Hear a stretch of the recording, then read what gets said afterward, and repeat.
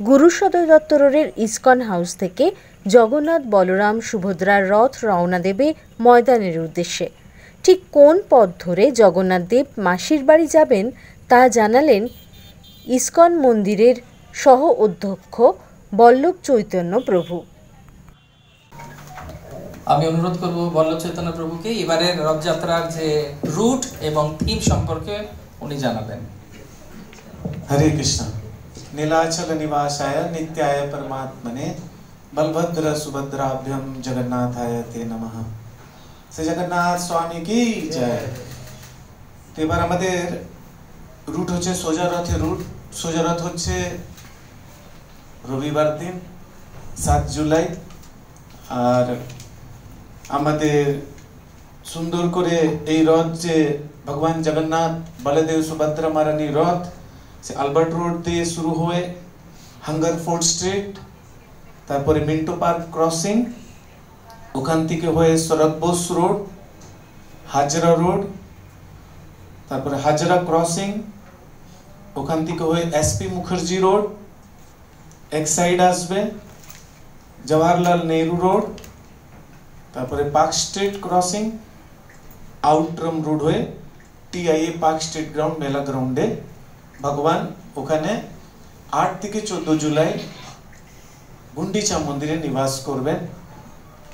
আপনাদেরকে বলে দিই যে ভগবান হরিভক্তি বিলাসে সনাতন গোস্বামী বলছেন যে পথে ভগবান রথ যায় সেটাই যজ্ঞস্থলী পরিণত হয়।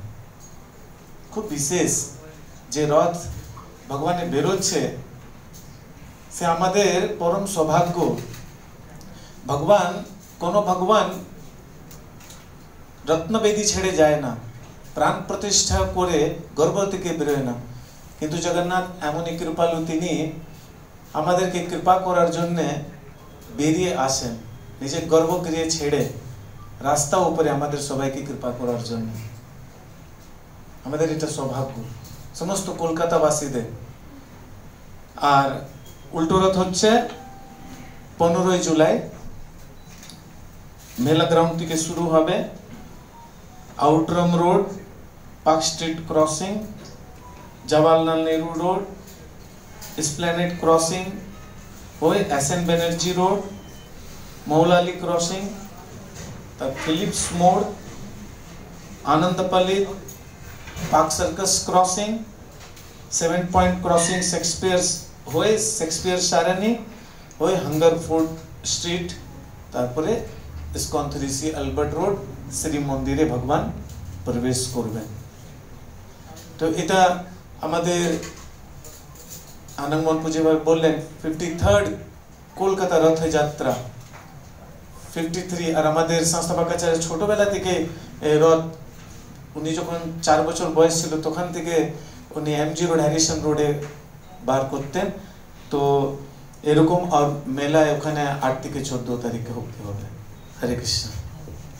এবার থিম হচ্ছে আমাদের পরম গুরুদেব পরম পূজ্য শিল ভক্তি সিদ্ধান্ত সরস্বতী ঠাকুর শিল প্রভুপাদ তেনার 150th বার্থ অ্যানিভার্সারি উপরে আমরা করছি।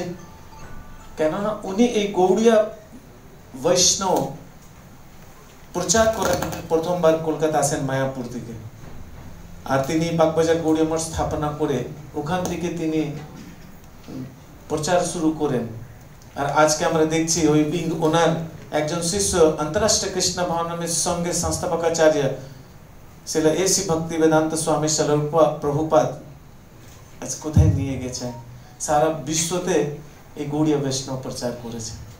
তো আমাদের ওনাকে নিয়ে আমরা এবার থিম রাখবো। হরে কৃষ্ণ। আষাঢ় মাসের শুক্লপক্ষের দ্বিতীয় দিনে মাসির বাড়ি যান জগন্নাথ। তাই সেদিন থেকে টানা 7 দিন ধরে ময়দানে থাকবে জগন্নাথ বলরাম সুভদ্রার রথ।